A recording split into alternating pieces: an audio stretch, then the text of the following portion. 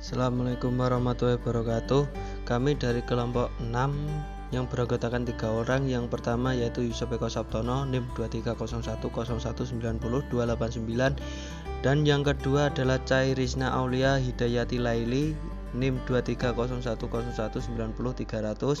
Yang ketiga adalah Sinta Nurul Husna, NIM 230101900309, ingin mempresentasikan hasil diskusi kami yang berjudul Hukum Tato, Tindik, Cat Rambut, dan Cat Kuku bagi perempuan dan laki-laki menurut agama Islam, Makul Masailul Fiqhiyah, yang diampu oleh Bapak Siono MPD.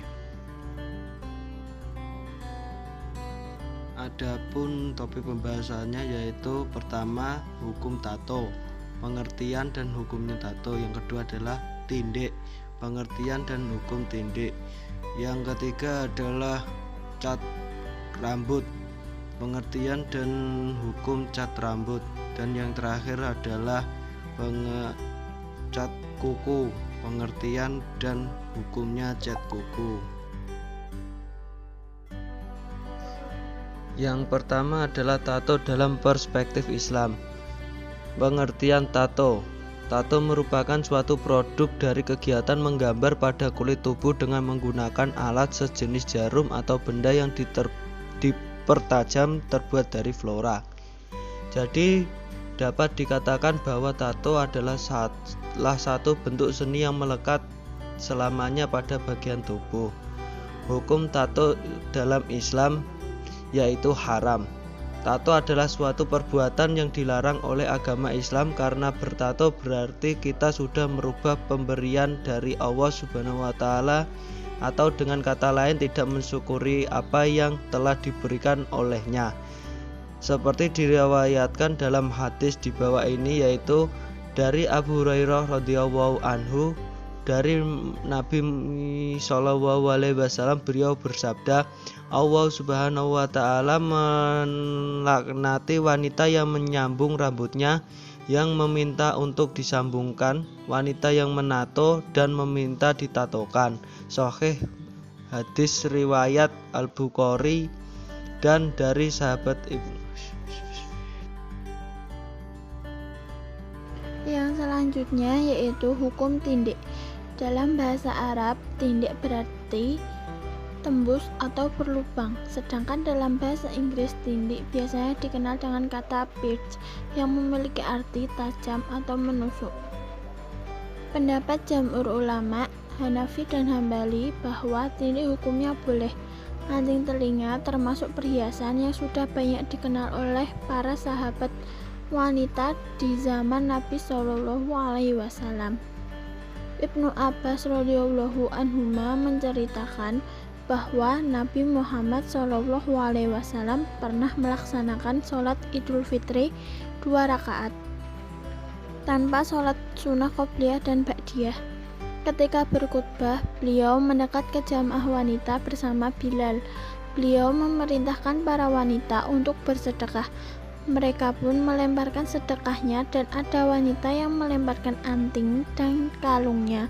Hadis riwayat Ahmad 2533, Bukhari 964, dan Abu Daud 1159. Berdasarkan hadis ini, ulama Hanafi dan Hambali membolehkan wanita memakai tindik karena kebutuhan mereka untuk berhias dengan anting. Setelah kita memahami bahwa wanita boleh memakai anting karena kebutuhan berhias, ini menunjukkan bahwa bertindik merupakan ciri khas wanita, dan sesuatu yang menjadi ciri khas wanita tidak boleh ditiru oleh laki-laki. Yang selanjutnya yaitu hukum mewarnai rambut. Mewarnai rambut yang semakin tren pada abad ke-21 ini sebenarnya bukan merupakan hal baru. Akan tetapi di Indonesia sendiri baru membudayakan pada tahun 1978.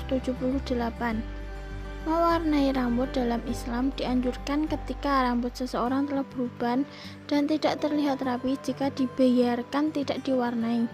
Selain itu, niat, motif, dan tujuannya juga dapat dibenarkan, serta perlu dipertimbangkan kondisi sosial masyarakat yang melingkupinya.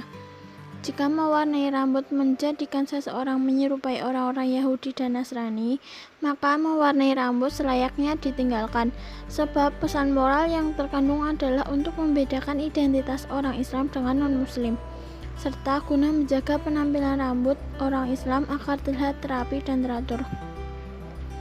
Menyemir atau mengecat rambut diperbolehkan jika ada hajat seperti sudah beruban, namun masih berwarna hitam dan ingin diubah warnanya, maka hal ini sebaiknya dijauhi karena biasanya dilakukan dalam rangka tasyabuh terhadap orang kafir dan kaum fasik, semisal meniru selebriti. Apalagi banyak orang yang bagus keislamannya tidak melakukan hal ini. Namun bila dicampur dengan warna lain atau tidak murni hitam dan tidak ada unsur pembohongan dan pengelabuhan,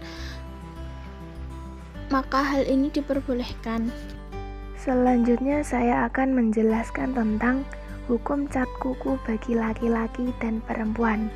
Yang pertama, cat kuku bagi perempuan. Tidak ada yang mengatakan bahwa cat kuku ini haram hukumnya. Hanya saja cat kuku yang kita pakai dapat menghalangi meresapnya air wudhu pada bagian kuku kita. Karena biasanya cat kuku ini berbentuk cair yang melapisi pada bagian atas kuku. Jika sudah mengering, lapisannya tidak tembus air. Sementara dalam wudhu sendiri mensyariatkan untuk membasuh kedua tangan termasuk kuku.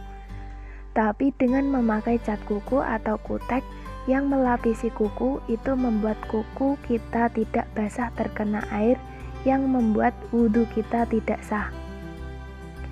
Dalam buku fikih wanita disebutkan bahwa penggunaan daun pacar tidak menghalangi sampainya air ke kuku, karena pewarna pacar mampu terserap dalam pori-pori sehingga antara warna daun pacar dan kuku bisa menyatu. Namun tidak demikian dengan cat kuku yang bersifat melapisi kuku, karena pewarna kuku tidak dapat menyatu dan terserap dalam pori-pori kuku. Dengan demikian, wudhunya tidak sah. Bila wudhunya tidak sah, maka sholatnya pun tidak sah. Jadi tidak masalah mewarnai kuku dengan cat kuku, hanya saja tidak dalam waktu yang saat berwudhu.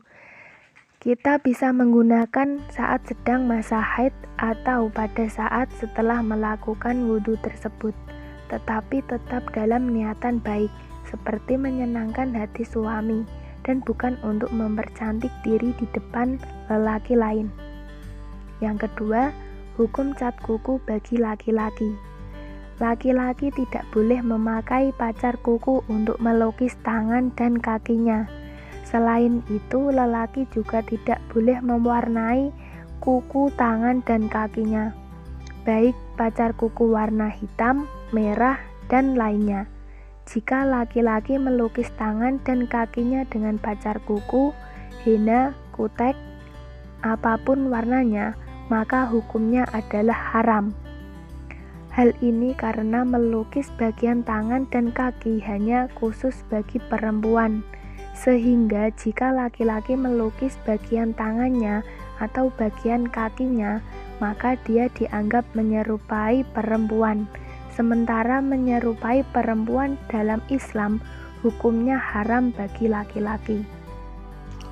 Ya, mungkin cukup itu yang dapat kami sampaikan. Jika ada kesalahan atau gimana tutur kata yang salah, mohon dimaafkan. Wassalamualaikum warahmatullahi wabarakatuh.